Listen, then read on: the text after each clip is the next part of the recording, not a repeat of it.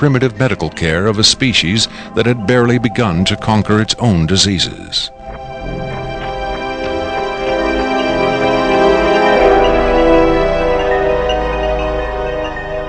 But as we will hear, there are those who claim that to the aliens, death is not a final end to be feared, but a mere transition.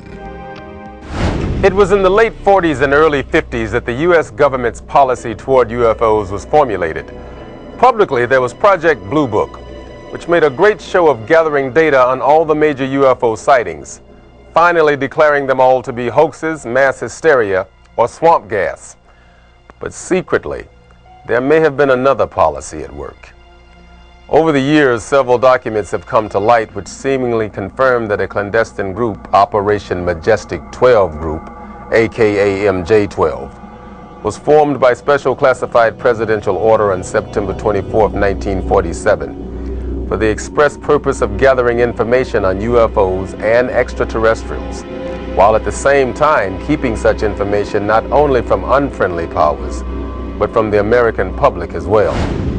If indeed Area 51 has become the nation's repository for alien technology and possibly alien visitors, then the extra-constitutional justifications for such secrecy were developed in the MJ12 group's planning sessions.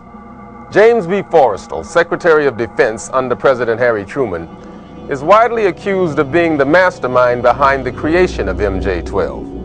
Once created, Majestic may have expanded its mandate beyond what Forrestal had intended.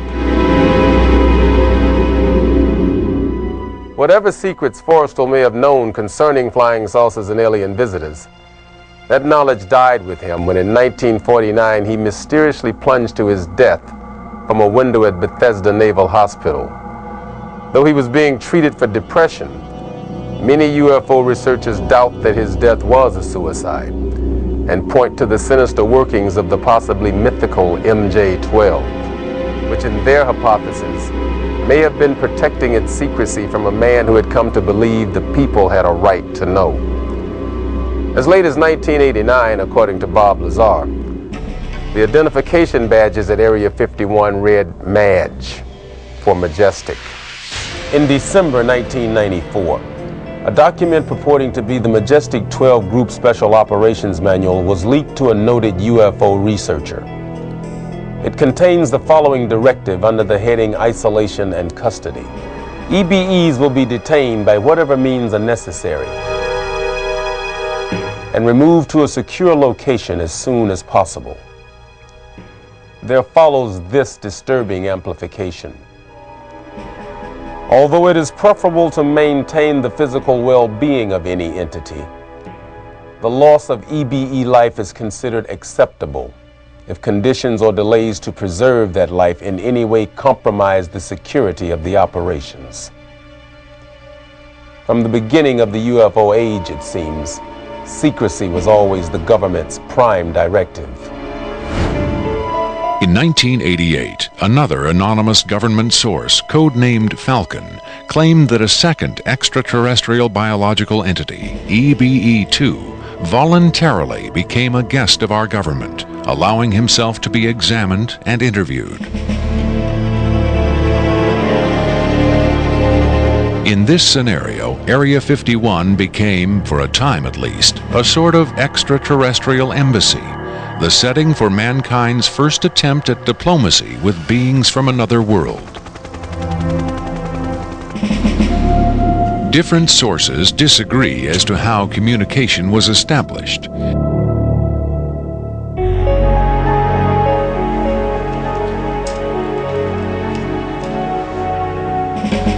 There is universal agreement that the EBEs are incapable or unwilling to speak human language. In addition to the pictographs used by EBE-1, it has been reported by Falcon that in the early 1950s, EBE-2 was fitted with some sort of artificial voice box, allowing him to speak words, and that he learned the English language very rapidly. Other sources doubt this story, however. By our kind, do you mean we Americans? What has been reported most persistently is that the aliens communicate via thought projection or telepathy. would have been tortured, made to give up their secrets, instead of questioned in this friendly manner. We cannot be forced to communicate. Has it been tried? Not by us. We speak to who's ever willing to listen.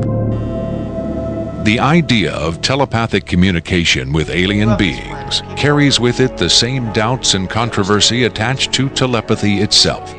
Do the practitioners of this ancient art really have the ability to read minds? Or are they crafty charlatans who simply tell the listener what he or she wants to hear? If the cynics are right, then the self-proclaimed telepaths recruited by the government in the 1950s were playing an astoundingly daring hoax by claiming to speak for the mute visitors from the stars. Defenders of telepathy call this notion preposterous and point to the long history of government-funded research into mind reading as proof that their science has merit. In the last 4 decades, there have been persistent, often contradictory rumors and even eyewitness accounts of other alien visitors meeting secretly with military or government officials. But what about today? The Tester Corporation has recently come out with a model kit of Gray, the extraterrestrial life form, and a scale model of the so-called sport model, the UFO Bob Lazar says he studied at AREA51. This UFO kit has quickly become one of the most successful model kits in the history of the company. If the military is, in fact, conducting tests of extraterrestrial spacecraft at AREA51,